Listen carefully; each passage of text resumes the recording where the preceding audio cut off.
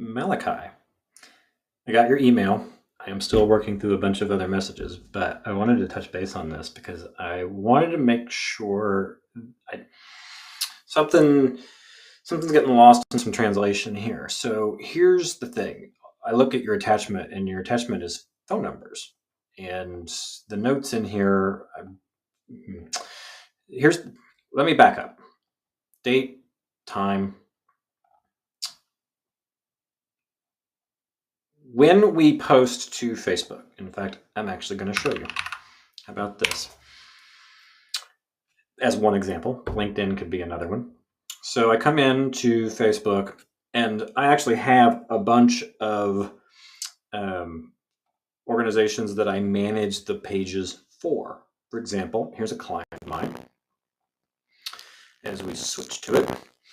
And if I come into Facebook and it's like, what if I was going to actually post something? Well, what would I do? I'd come up here and I would give it some text, right? And I'd say, come join us at the such and such, right?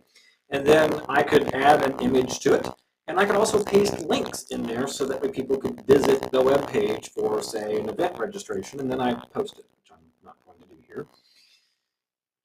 Services like CoSchedule enable a person to be able to do a bulk number of those over a period of time. And so, for example, I have posts for clients that are already scheduled for the future. We do this because this would be incredibly annoying if you were managing 5, 10 different Facebook pages, because every time you try to think about something, you could just toss something you needed to be here all day. And quite frankly, in real world scenarios, people just don't have that kind of time. It's just not worth it that much. It's just not that interesting, and the value for it just isn't there.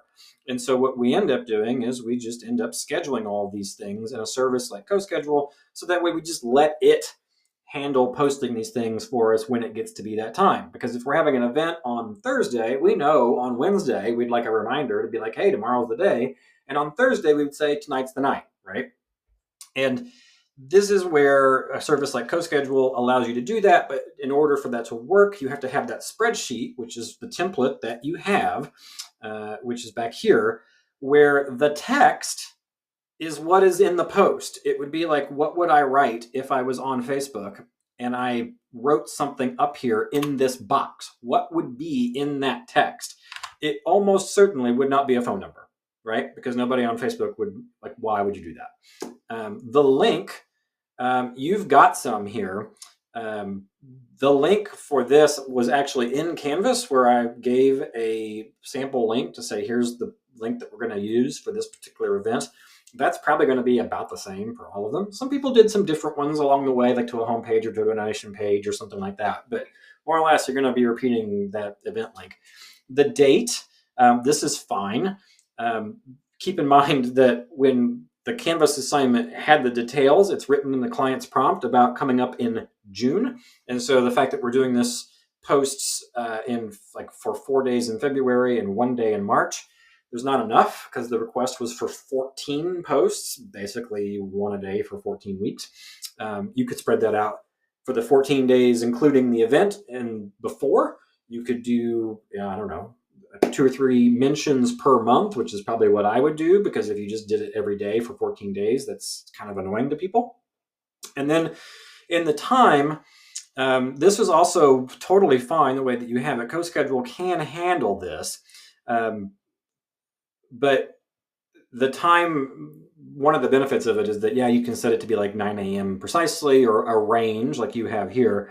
You wrote best in the notes. You can actually do that in the time column. And CoSchedule as a tool will just figure that out. If it decides that, on Tuesdays, more people engage with these posts at 10 a.m., then it will just make it for 10 a.m. And if that's fine with you, then you can just do that. Obviously, you would not want to do that for, say, the day of the event, where maybe you have a post that's automatically scheduled to appear that says, thanks for coming to our event. If you didn't have a chance to donate, here's a link where you can donate.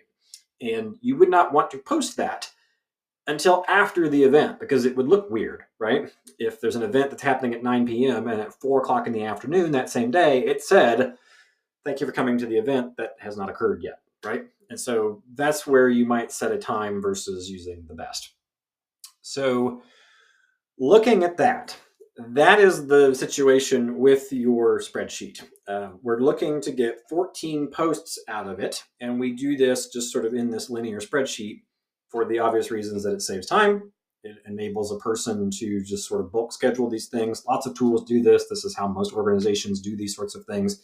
And because of the fact that this organization very likely has a committee who's help organizing the event, they have executive directors or associate directors and other people and so forth.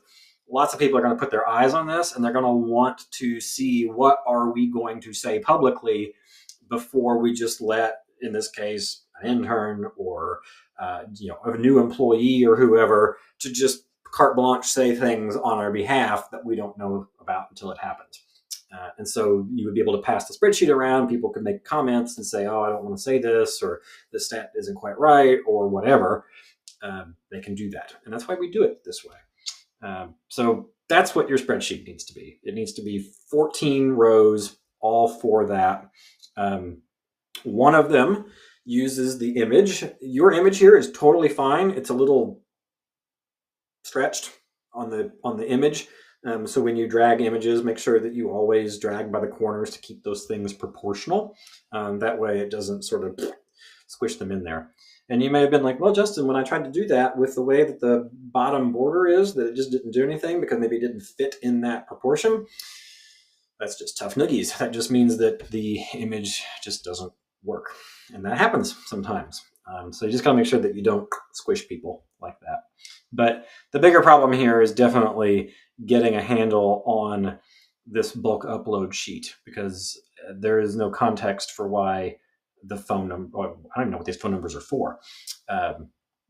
That would not make sense as a post. So hopefully that helps when you see that in action, and for how CoSchedule works on that, because whatever this shows up as, then it will show up on the Facebook page as a post with that text in there. And you can also tag people too. It's worth keeping that in mind. So, okay.